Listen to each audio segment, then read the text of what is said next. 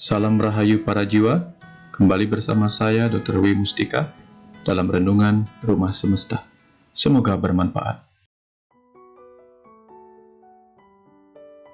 Bapak, katanya nanti kalau Panji sudah gede harus ikut upacara potong gigi ya? Itu wajibkah? Kenapa harus diwajibkan? Memang apa gunanya? Kalau tidak ikut potong gigi, memangnya kenapa? Wah, ini juga pertanyaan bagus, Panji. Karena nanti pada saat Panji memasuki usia remaja, Panji juga akan mengikuti upacara potong gigi. Upacara ini memang wajib dilakukan, Dek. Bukan saja wajib untuk Panji ikuti, juga merupakan kewajiban Bapak dan semua orang tua Hindu di Bali untuk mengadakan upacara potong gigi ini bagi putra-putrinya yang sudah berusia remaja yang akan beranjak menuju dewasa. Bapak akan bercerita sedikit kisah mitologi kenapa anak remaja Hindu di Bali itu diwajibkan menjalani upacara potong gigi. Jadi, konon dalam mitologinya, dalam lontar Kalatatwa namanya, dimulai dari kisah Dewa Siwa dan Dewi Uma yang sedang berjalan-jalan di tepi pantai. Dalam perjalanannya di sana, tiba-tiba ada angin yang sangat kencang berhembus, lalu menyingkap kain yang sedang dipakai Dewi Uma, sehingga terlihatlah bagian tubuhnya. Melihat hal itu, hasrat Dewa Siwa pun terbit seketika, dan mengajak Dewi Uma untuk bercinta. Tentu saja Dewi Uma menolak, karena mereka sedang ada di tempat yang tidak pantas. Apalagi mereka adalah para dewa. Karena penolakan itu, benih Dewa Siwa pun akhirnya terlanjur jatuh ke tengah lautan. Benih itu kemudian ditemukan oleh Dewa Brahma dan Dewa Wisnu. Dengan kekuatan penciptaan dan pemeliharaan, tumbuhlah kemudian benih itu menjadi bayi berwajah raksasa, yang kemudian dikenal sebagai Sang Hyang Kala. Anak raksasa itu bertumbuh besar. Tubuhnya besar dengan kedua taring yang panjang di mulutnya. Ia pun sangat kuat dan perkasa. Suatu ketika ia sangat gelisah, ingin mengetahui siapa ayah dan ibunya. Ia berteriak-teriak mencari ayah ibunya. Atas petunjuk yang didapatkannya, ia pun hendak pergi ke alam para dewa untuk menanyakan kepada dewa siapa sebenarnya ayah dan ibunya. Namun karena berwajah seram dan bersifat raksasa, tentu saja ia ditolak masuk ke alam para dewa. Maka para dewa berusaha mengusir anak raksasa itu. Namun, usaha para dewa yang menghalanginya masuk ke alam sorga atau alam para dewa tetap sia-sia, karena ternyata Sang Hyang Kala begitu saktinya, tidak bisa dilukai oleh senjata apapun. Semua dewa akhirnya menyerah. Sampai kemudian Dewa Siwa tahu bahwa Sang Hyang Kala itu ternyata benihnya yang kini telah menjadi raksasa dan hendak minta izin masuk ke alam para dewa untuk mencari tahu siapa ayah ibunya. Dewa Siwa pun mengizinkannya.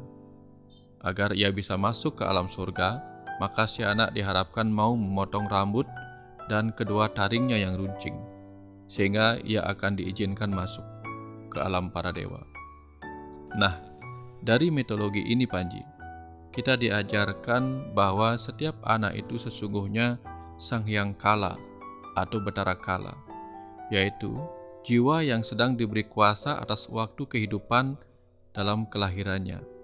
Artinya, setiap jiwa yang lahir di bumi ini diberi kuasa untuk menggunakan waktunya dari kelahiran sampai kematian. Setiap jiwa diberi kehendak bebas untuk memilih menggunakan waktunya dengan sebaik-baiknya demi tujuan kelahirannya sendiri sebagai sang roh dalam tubuh manusia itu. Nah, pada masa hidupnya, setiap anak akan mengalami kegelisahan untuk mencari tahu siapa identitas dirinya, mencari kesejatiannya, dan berusaha menunjukkan aktualisasi dirinya. Dorongan energi keremajaan seperti itu bisa berefek menimbulkan kegelapan batin. Karena energi keremajaan atau yawana adalah salah satu dari 7 sumber kegelapan yang disebut Sabda Timira. Dalam kondisi kegelapan batin akibat energi kerembajaan atau Yohana itu, maka musuh-musuh ego dalam dirinya akan mudah menguasai mental si anak remaja. Musuh dalam diri yang berjumlah 6 itu kemudian disebut sadripu. Sad artinya 6, ripu artinya musuh. Nah, dorongan-dorongan ego yang menjadi musuh dalam diri itu diantaranya adalah nafsu atau kama, keserakahan atau loba, kemarahan atau kroda, juga kebingungan atau moha, kemabukan atau mada, serta sifat iri dengki yang disebut juga matsarya. Bila batin seorang anak remaja telah dikuasai oleh salah satu, apalagi keenam musuh dalam diri itu, maka hidup si anak tidak akan mudah mencapai kesuksesan di masa depan. Ia tidak akan mudah mencapai alam sorga atau suatu keadaan hidup yang penuh cahaya gemilang kebahagiaan dan kesuksesan. Nah, dalam masa-masa kegelapan dan dikuasai oleh 6 musuh atau sadripu itu, akan sulit pula baginya untuk bisa masuk ke jenjang dewasa. Seperti halnya kisah Sang Hyang Kala yang tidak bisa masuk ke alam para dewa karena ia masih bersifat raksasa. Nah, agar anak-anak remaja itu mudah masuk ke alam dewasa atau bertumbuh menjadi orang dewasa, disinilah setiap orang tua wajib menatar atau memberi pencerahan pada anak remajanya tentang syarat-syarat seseorang memasuki usia dewasa. Upaya memberi tutur atau menatar dengan pengetahuan dan sastra itulah disimbolkan dalam upacara metatah atau potong gigi.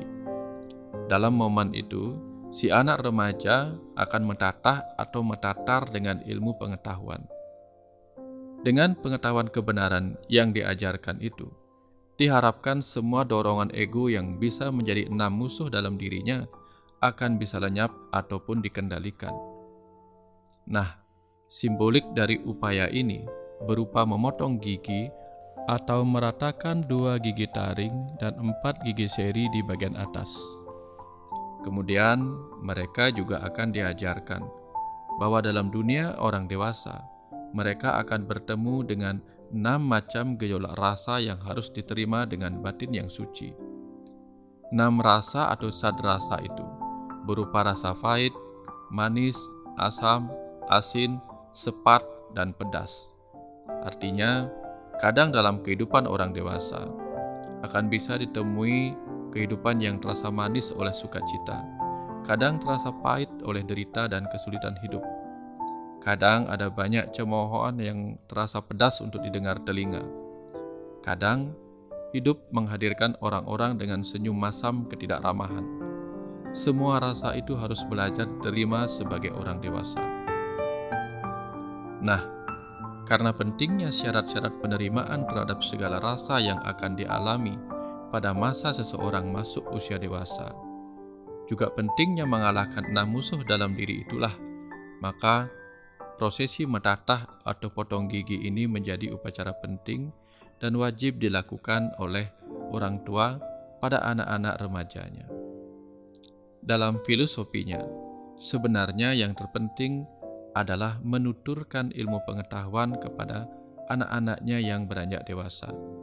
Jadi, upacara potong gigi sebenarnya tidak bisa hanya berhenti pada saat selesainya ritual dan rangkaian upacara itu. Tugas dan kewajiban semua orang tua selanjutnya adalah mengajari dan menuntun anak-anaknya memasuki pengalaman menjadi orang dewasa. Orang tua wajib memberitahu seperti apa semestinya berpikir, berucap, bersikap, dan bertindak sebagai orang dewasa. Jika proses ini gagal dan anak-anaknya tidak berhasil menunjukkan ciri-ciri orang dewasa itu, maka sia-sialah upacara metatah ini dilaksanakan. Upacara itu hanya berhasil di tataran ritual belaka. Namun, tujuan utama mengubah anaknya menjadi Betara Kala, sang penguasa waktu yang bisa menggunakan waktu dengan sebaik-baiknya, akan menjadi sia-sia.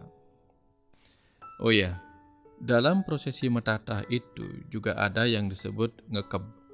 Nah, pada saat prosesi ini, mereka yang akan potong gigi atau metatah biasanya akan dimasukkan ke dalam kamar.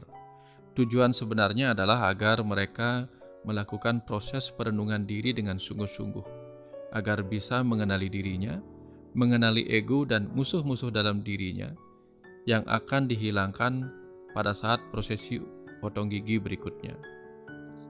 Juga ada upacara madengen-dengen yang bermakna agar si anak remaja itu mengenali diri sejatinya sebagai ibu tedengen, yang akan mengenali dirinya kemudian sebagai iratu ketut petu dalam ajaran kandepat manusia ini. Nah, harapannya dengan upacara itu, si anak remaja akan menjadi orang dewasa yang madengen atau berkarisma sebagai orang dewasa. Upacara potong gigi itu seperti upacara kematian, di mana 6 musuh dalam diri akan dimatikan. Sifat-sifat keremajaan yang buruk juga dimatikan, sehingga si anak bisa terlahir kembali sebagai orang dewasa. Nah, kira-kira seperti itu nak, makna dan tujuan dari upacara potong gigi itu. Oh ya Pak, tadi Bapak bilang upacara potong gigi itu juga sebuah utang orang tua pada anaknya. Kok bisa disebut utang? Harusnya utang pada anak itu kan seperti utang membelikan HP, sepeda motor, ngajak makan, atau yang lainnya. Kenapa potong gigi adalah utang orang tua? Hahaha, begini dek, dulu orang tua itu pada saat menikah juga memohon diberkahi kelahiran putra-putri dalam keluarga mereka.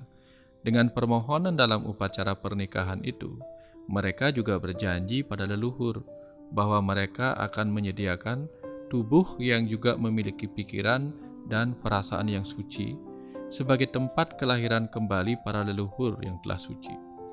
Makanya dalam pernikahan itu mereka melakukan proses mabiakala. Tujuannya agar benih tubuh yang akan terlahir itu adalah benih-benih tubuh yang telah suci. Sebab nantinya yang akan lahir adalah roh leluhur yang juga telah suci. Namun, tubuh yang baik dan suci saja tidak cukup sempurna bagi roh leluhur yang telah suci.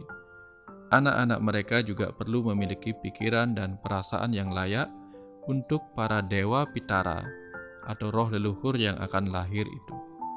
Maka potong gigi menjadi ritual untuk membuat anak remaja tumbuh sebagai orang dewasa, sehingga roh leluhur atau dewa pitara menjadi bahagia dalam tubuh anak-anak mereka. Inilah utang janji setiap orang tua yang harus dibayarkan melalui upacara potong gigi dan pengasuhan anak remaja tersebut. Selain itu, upacara ini seharusnya juga menjadi pengingat bagi setiap orang tua. Apakah mereka sendiri sudah menjadi orang dewasa, sehingga mereka layak menuntun anak-anaknya menjadi dewasa? Atau mereka sendiri malah masih diliputi sifat-sifat gelap keremajaan?